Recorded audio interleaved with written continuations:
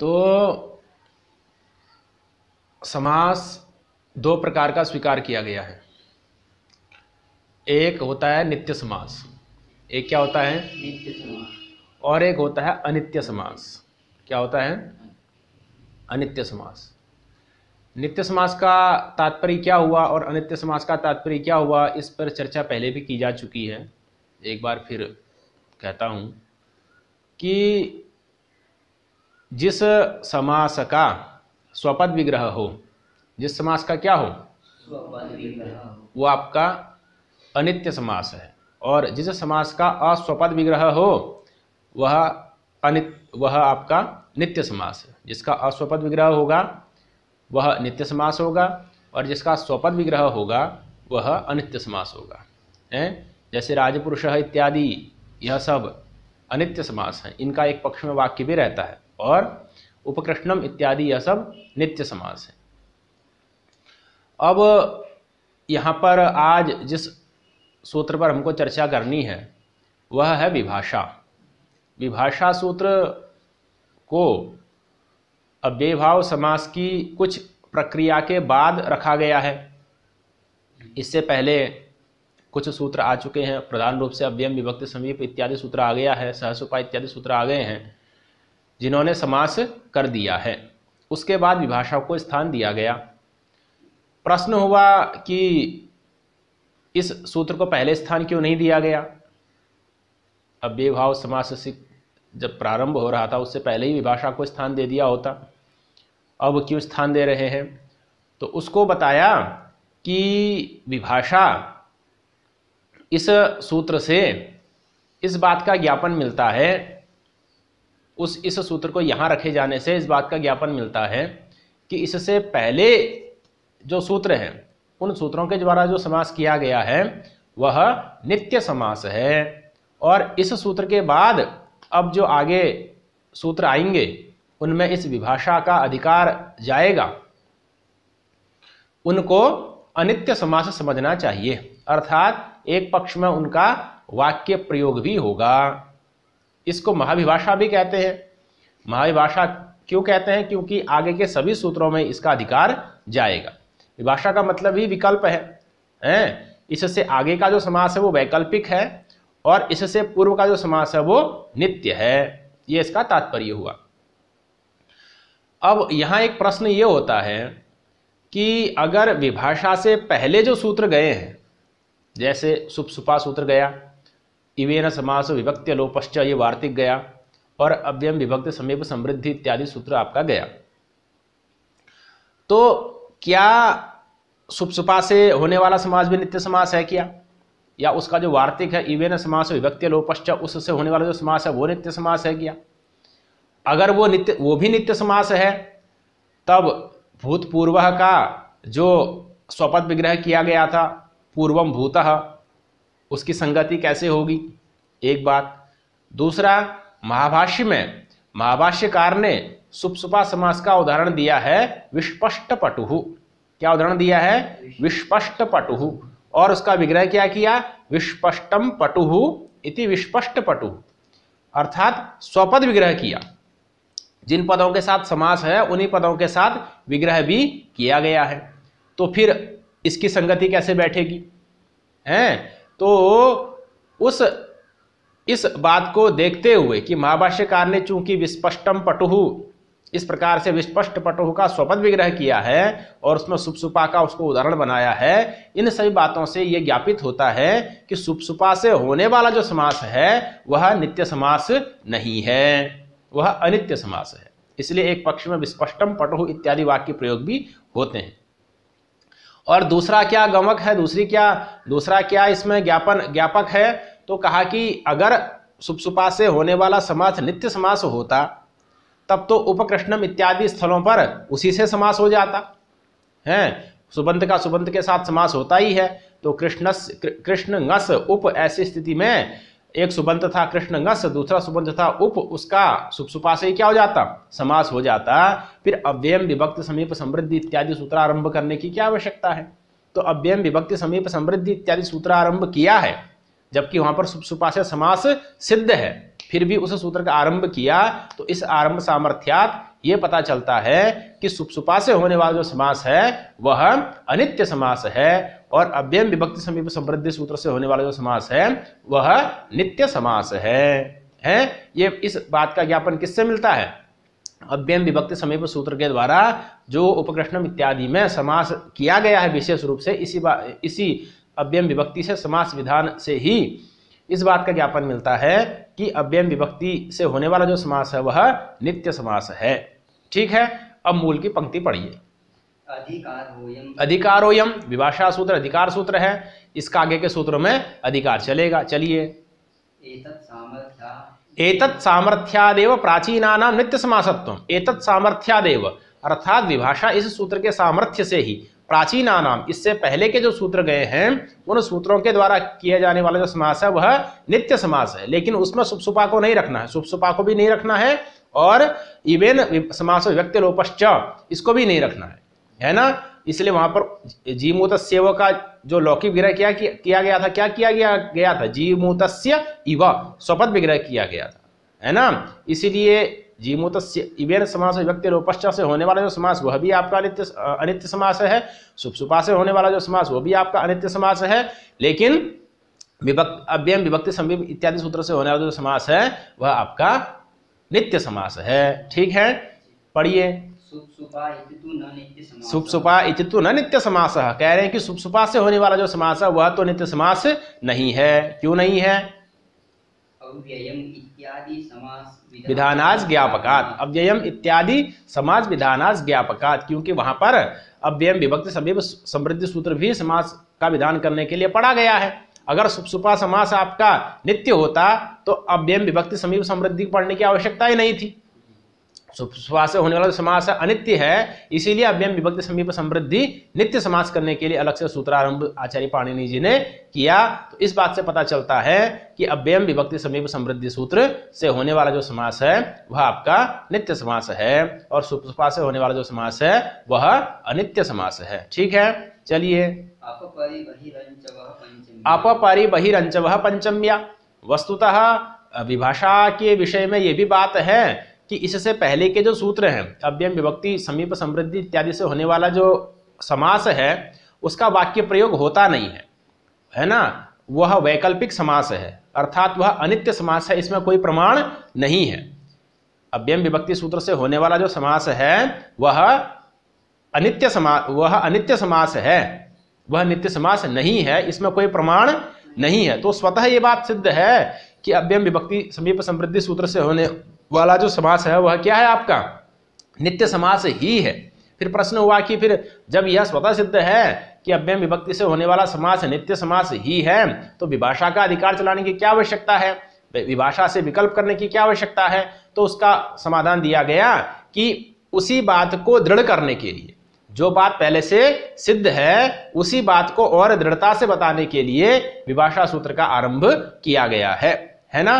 तो जो पहले से सिद्ध बात है कि अव्ययम विभक्ति समृद्धि सूत्र से होने वाला समास नित्य समास है, इसी को बताने के लिए विभाषा सूत्र का आरंभ किया गया है। ठीक है, चलिए। तो अब विभाषा सूत्र के अधिकार में सबसे पहला समास करने वाला सूत्र आ रहा है अपपरि बहिरंचवः पंचम्या। ये सूत्र आ रहा है ना। तो अब ये जो सूत्र समास करेगा अपपरि बहिरंचवः पंचम्या सूत्र जो समास करेगा वह कैसा समास होगा? अनित्य समास होगा। अर्थात एक पक्ष में इसके वाक्य का भी प्रयोग हम कर सकते हैं, और स्वपद विग्रह समास होगा। कैसा समास होगा? जिन पदों के साथ समास होगा लौकिक विग्रह में भी वही पद आएंगे, ये कहने का तात्पर्य है। तो सूत्र पे विचार करिए। अपपरि बहिरंचवः पंचम्या, ये आपका सूत्र का स्वरूप है। पढ़िए, वृत्ति में क्या लिखा है?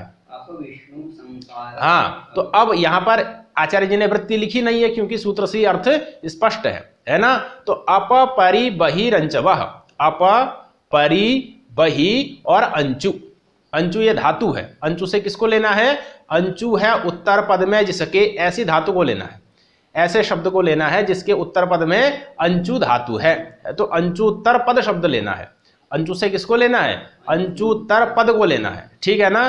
तो अप परि बहि और अंचु उत्तर पद जो शब्द उसका पंचम्या। पंचम्यंत जो समर्थ सुबंत होगा उसके साथ समास होगा, है ना। तो वृत्ति बनानी हो तो कैसे बनेगी?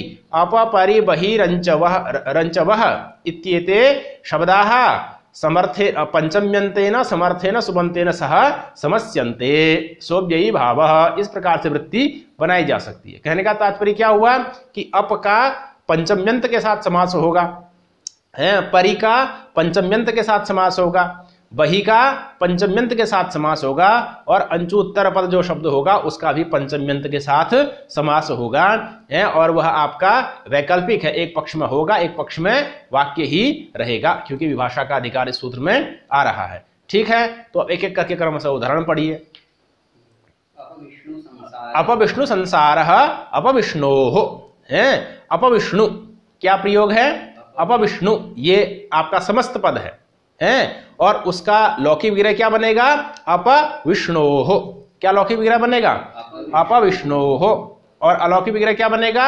अपविष्णुङसि। अलौकिक विग्रह क्या बनेगा? अपविष्णुङसि। अब यहां पर जो अपविष्णोः है, ऐसी स्थिति है इसमें जो अप है वह वर्जनार्थक है। अप क्या है? निषेधार्थक है, इसलिए उस अप की कर्म प्रवचनीय संज्ञा होती है अपपरिवर्जने। इस सूत्र के द्वारा कारक प्रकरण में यह सूत्र आया है। अपपरिवर्जने, इस सूत्र से अप की क्या हो जाएगी? कर्म प्रवचनीय संज्ञा हो जाएगी, और कर्म प्रवचनीय संज्ञा होने से पंचम्यपांग परिभिः, इस सूत्र के द्वारा जो कर्म प्रवचनीय संज्ञक अप है उसका जिस विष्णु के साथ संबंध है उसमें पंचमी व्यक्ति हो जाएगी। तो क्या रूप बन जाएगा? अपविष्णोः, ये रूप बन जाएगा आपका। क्या वाक्य बन गया? अपविष्णोः, है ना। अपविष्णोः संसारः, मतलब हरि को छोड़ करके संसार है, क्योंकि अगर हरि की प्राप्ति हो जाएगी तो संसार का नाश स्वयं हो जाएगा, है ना। तो हरि को छोड़ कर ही संसार है, ये कहने का हरि को छोड़ करके वर्जन अर्थ है ना। इसलिए अप की कर्म प्रवचनीय संज्ञा हुई और उसके योग में विष्णु में पंचमी व्यक्ति हो गई। तो अपविष्णोः ये आपका लौकिक विग्रह बन गया। अलौकिक विग्रह क्या बन गया? अपविष्णुङसि। ऐसी स्थिति में पंचम्य अप का पंचम्यंत विष्णुङसि के साथ समास करने के लिए सूत्र आया अपपरि बहिरंचवः पंचम्या, उसने समास कर दिया, समासत्वात् प्रातिपदिक संज्ञा हो गई, शुभलुक हो गया, और अप का ही पूर्व निपात होना है, क्योंकि अपपरि बहिरंचवः में प्रथमांत अपपरि बहिरंचवः यही पद है, इसके द्वारा निर्दिष्ट अपपरि बहि अंचु उत्तर पद शब्द यही है, इन्हीं का पूर्व निपात होगा। तो अपविष्णु ऐसा रूप आपका सिद्ध होगा, है। अनुविष्णु की तरह आपका ये विष्णु पश्चात अनुविष्णु इत्यादि जो बनाया था उसी प्रकार से आपका इसका रूप चलेगा, और यह भी अव्ययी है। तो अपविष्णु ये बन गया, और विकल्प से समास है, जब समास नहीं होगा तो अपविष्णोः ऐसा वाक्य भी रहेगा, है ना। तो आपका अनुविष्णु का विष्णु पश्चात ऐसा प्रयोग भाषा में नहीं होता है, अनुविष्णु ही होता है। लेकिन ये चूंकि वैकल्पिक समास है इसलिए अपविष्णोः और अनुविष्णु दोनों प्रयोग भाषा में किए जा सकते हैं। ठीक है, तो ये अप का पंचम्यंत के साथ समास का उदाहरण हुआ।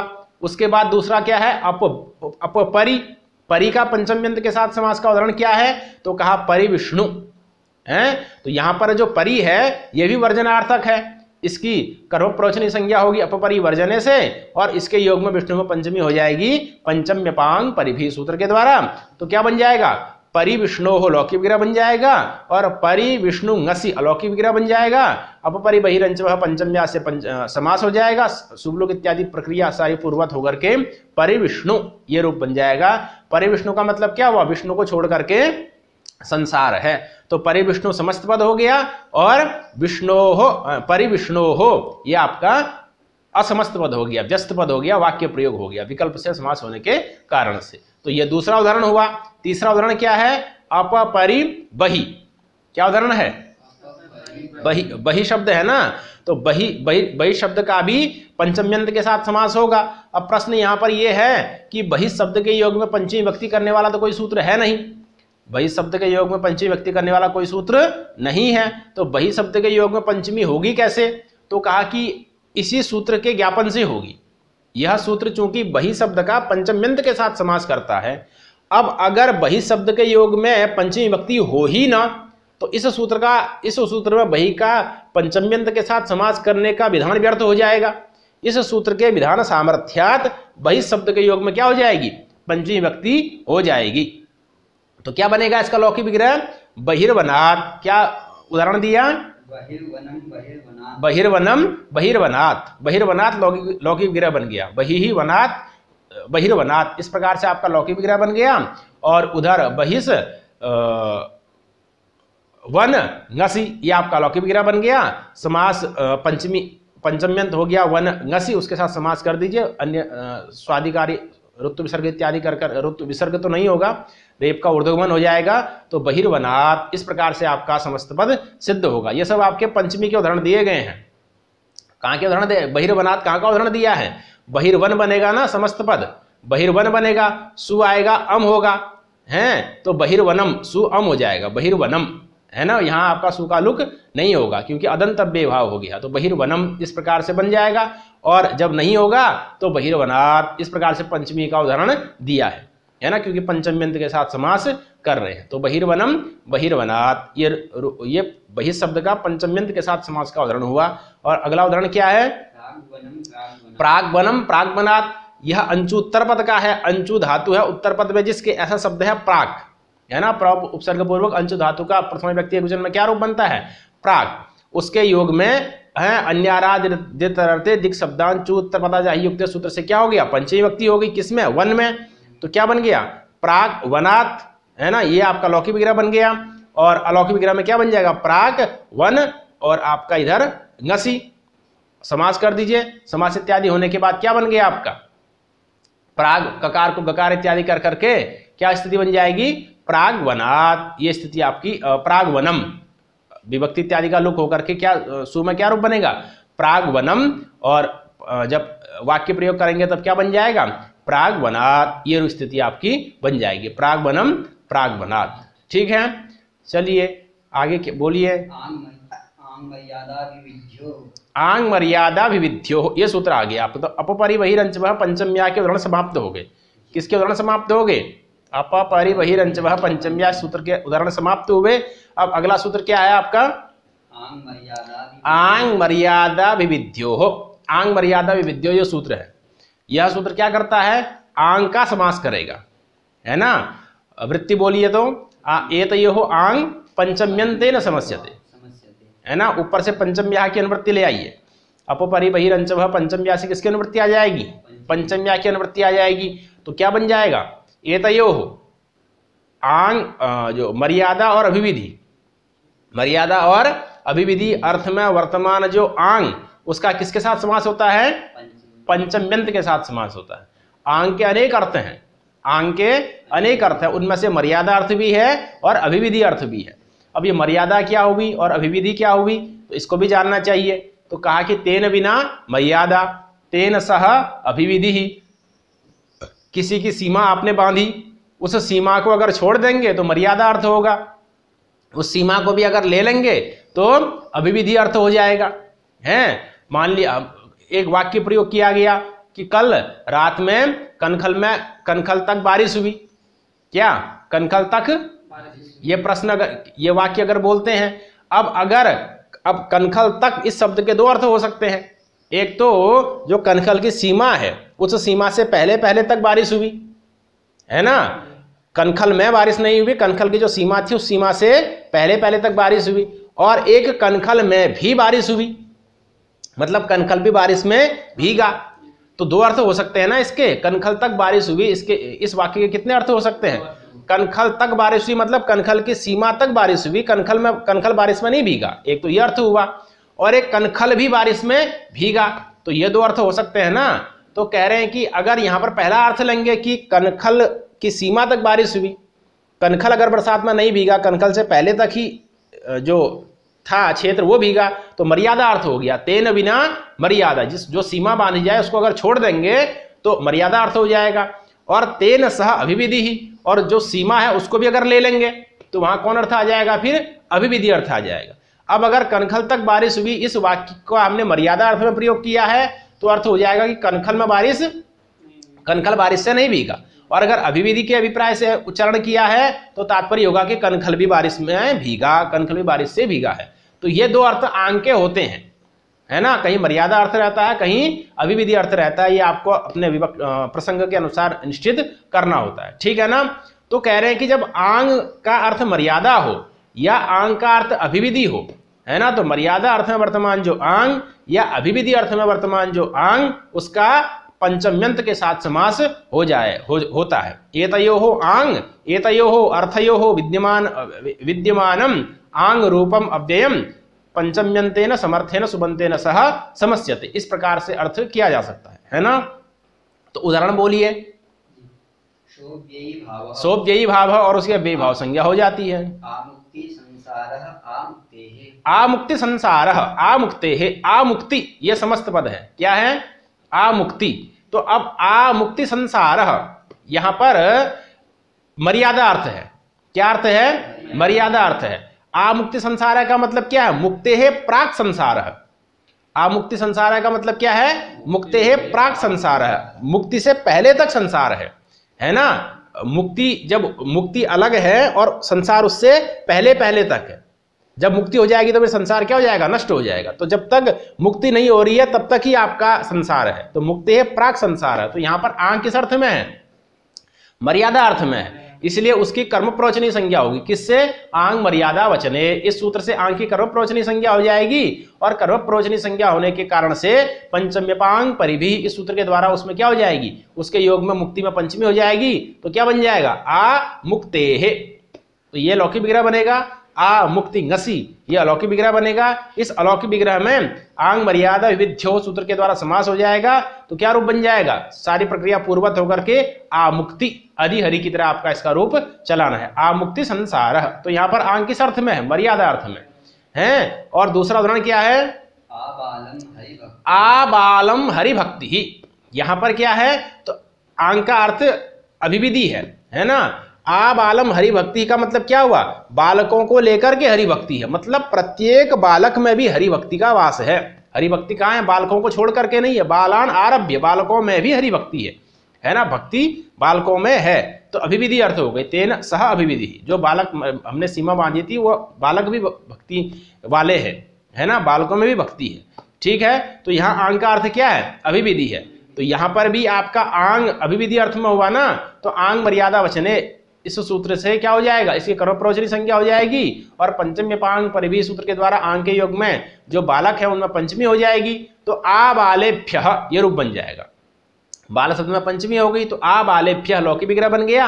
आ बाल भ्यस ngसीभ्याम भ्यस अलौकिक विग्रह बन गया। समास आदि पंच आंग मर्यादा विविध्यो सूत्र से समास हो गया, सारी प्रक्रिया पूर्वत होकर के आबाल बन गया। और उपकृष्णम की तरह आपको इसका रूप चला लेना है। तो क्या बनेगा, आ बालम हरि भक्ति ही, और एक पक्ष में वाक्य भी रहेगा। तो आ बालेभ्यः ये रूप भी आपका बन जाएगा। तो इस प्रकार से आपका मर्यादा अर्थ का उदाहरण क्या हो गया, आमुक्ति या आमुक्ते है। अभिविधि का उदाहरण क्या हो गया, आ बालम या आ बालेभ्यः, ये आपका उदाहरण बन गया, ठीक है। चलिए अगला सूत्र बोलिए। लक्षणेना विप्रति आभिमुख्ये, लक्षणेना विप्रति आभिमुख्ये। अब इसमें दो निपातों का ग्रहण किया गया है, अभि और प्रति। अभि और प्रति, इन दो निपातों का है लक्षणेना, जो लक्षणवाचक शब्द होगा, जो चिन्हवाचक शब्द होगा, उसके साथ समास होगा। कब, आभिमुख्ये, अगर अभि और प्रति आभिमुख्य अर्थ के द्योतक हो। केवल आभिमुख्य अर्थ के द्योतक नहीं होते, आभिमुख्य के साथ लक्ष्य लक्षण भाव के भी द्योतक होते।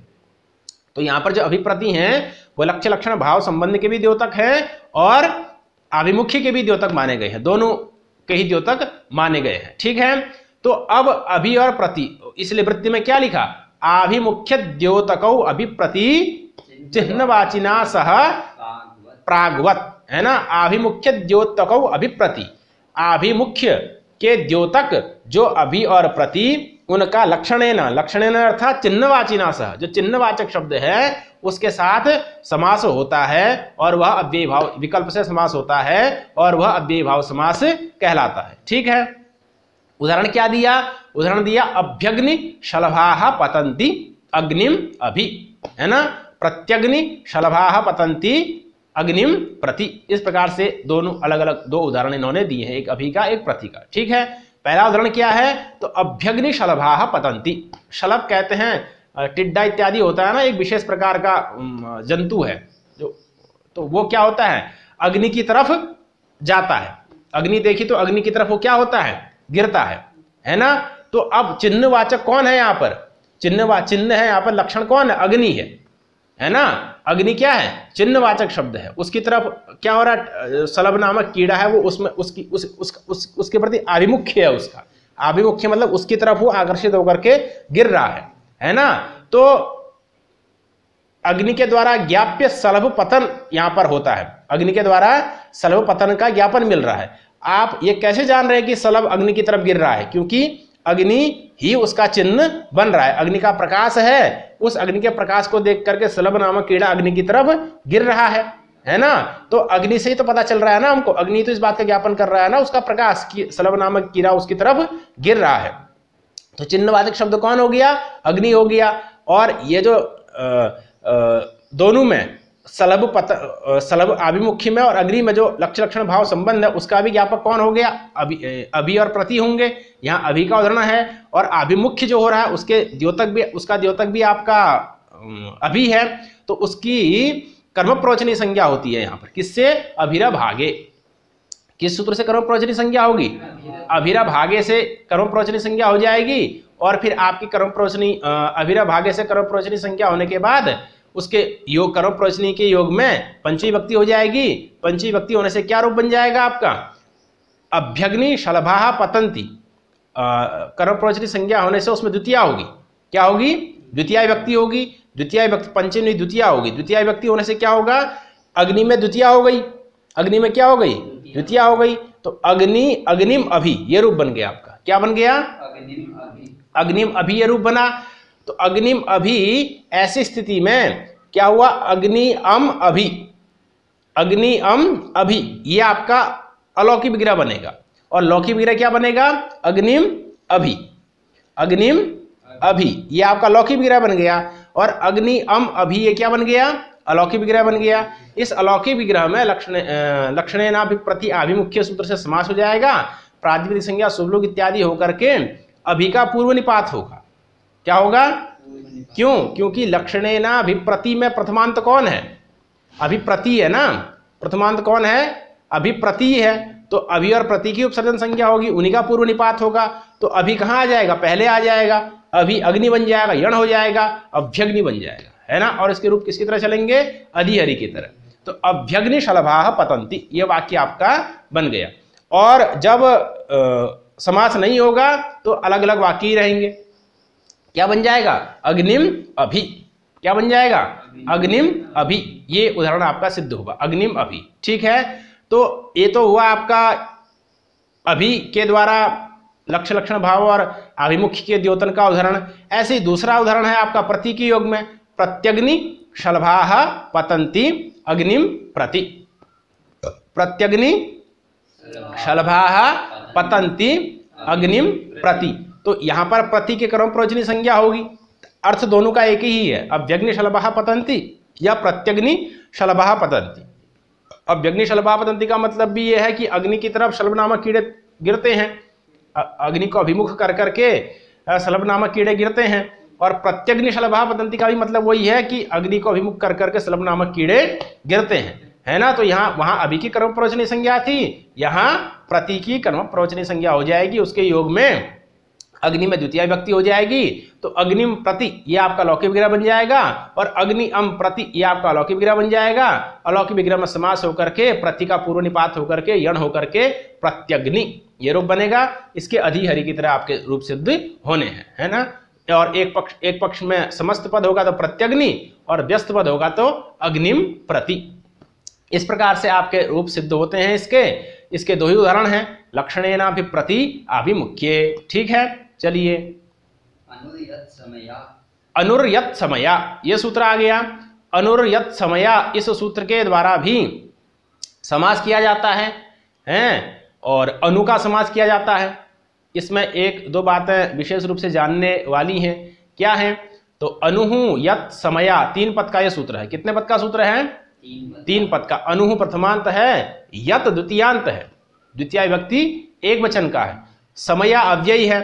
अब समया इस अव्यय के योग में द्वितीय विभक्ति होती है, अभितः परितः समया निकषा हा प्रति योगे भी। तो समया के योग में यत में कौन विभक्ति हो गई, द्वितीया हो गई, और सामान्य नपुंसकम से नपुंसक लिंग का निर्देश हो गया।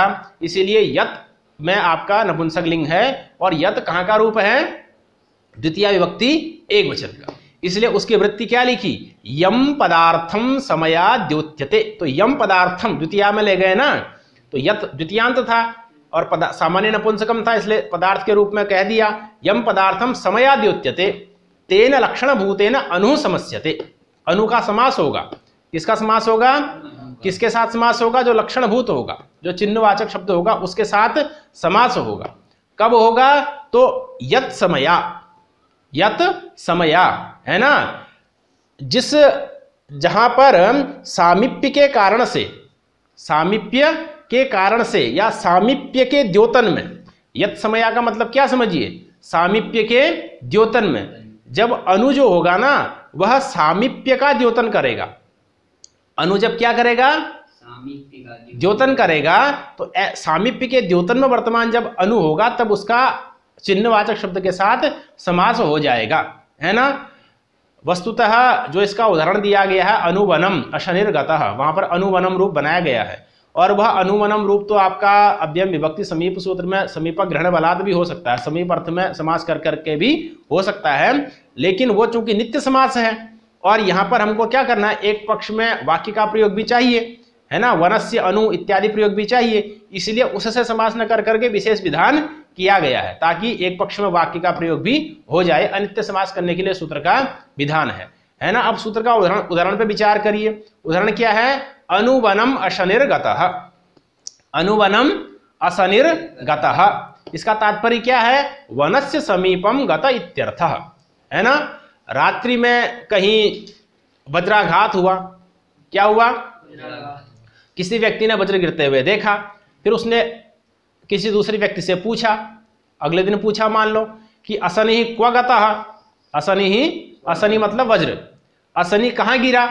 तो दूसरे व्यक्ति ने बताया अनुवनम असनि गतः, है ना। अनुवनम में जो वन शब्द है वह वन समीपवर्ती देश में लाक्षणिक है। अनुवनम में जो वन शब्द है उसका उससे जंगल को नहीं लेना है बल्कि वन के समीपवर्ती देश को लेना है ना। तो वन अनुवनम असनिर्गतः का मतलब क्या है? वन समीपवर्ती जो देश है उस देश में असनि गिरा। जो असनि है वज्र कहाँ गिरा? वन के समीपवर्ती देश में गिरा, है ना। तो यहां पर जो समया है उसके जो उसका जो सामीप्य है ना, वह सामीप्य किसके साथ है? असनि का जो सामीप्य है किसके साथ है? वन के साथ है। असनि का वज्र का सामीप्य किसके साथ हुआ? वन के साथ। और उस सामीप्य का द्योतन कौन कर रहा है? अनु कर रहा है ना। तो अनुवनम, इसको यहां पर अनु के द्वारा जो वन के सामीप्य, वन का वज्र के साथ सामीप्य है या वज्र का वन के साथ जो सामीप्य हो रहा है उसका द्योतन किसके द्वारा हो रहा है? अनु के द्वारा हो रहा है। तो और चिन्हवाचक उसमें लक्षण कौन बन रहा है? चिन्हवाचक शब्द कौन बन रहा है? वन बन रहा है ना। तो क्योंकि वन के कारण ही सामीप्य अर्थ आ रहा है कि कहां गिरा? तो वन के समीप में गिरा। अगर वन नहीं होता तो कैसे कहते किसके समीप में गिरा? तो चिन्हवाचक शब्द अनु वन बन गया, उसके साथ अनु सामीप्य का द्योतक भी है और चिन्हवाचक शब्द वन है, उसके साथ अनु का समास हो गया। तो क्या बन गया? अनुवनम है। वनस्य अनु, यह लौकिक विग्रह हुआ, और वन ngस अनु, यह अलौकिक विग्रह हुआ। तो वन ngस अनु, इस अलौकिक विग्रह में अनुर्यत समया इस सूत्र के द्वारा समास हो गया।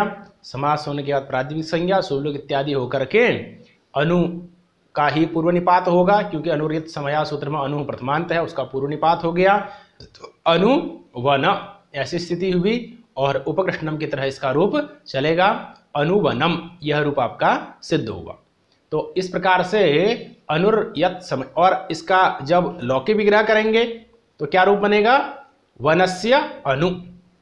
वनस्य अनु इस प्रकार से वाक्य प्रयोग भी हो जाए, इसी हेतु से यहां पर अनुर्यत समया इस सूत्र के द्वारा विशेष रूप से समास का विधान किया गया है। अन्यथा इसका लौकिक विग्रह का प्रयोग नहीं हो पाता, या तो वनस्य समीपम इस रूप में कहना पड़ता अगर ये सूत्र नहीं बनाते। तो अगर अव्ययम विभक्ति समीप समृद्धि से सूत्र से समास करते तो इसका वाक्य प्रयोग किस प्रकार से होता? वनस्य समीपम इस रूप में होता, वनस्य अनु इस रूप में नहीं हो पाता। तो वनस्य अनु इस रूप में इसका वाक्य प्रयोग भी हो जाए, इसी हेतु प्रधान, इसी प्रधान कारण को देखते हुए अनुर्यत समया यह विशेष सूत्र बनाया गया है। इसके अनंतर सूत्र है यस्य चायामः, जिसका बड़ा प्रसिद्ध उदाहरण है अनुगंगम वाराणसी, जिसकी चर्चा हम अगले पाठ में करेंगे।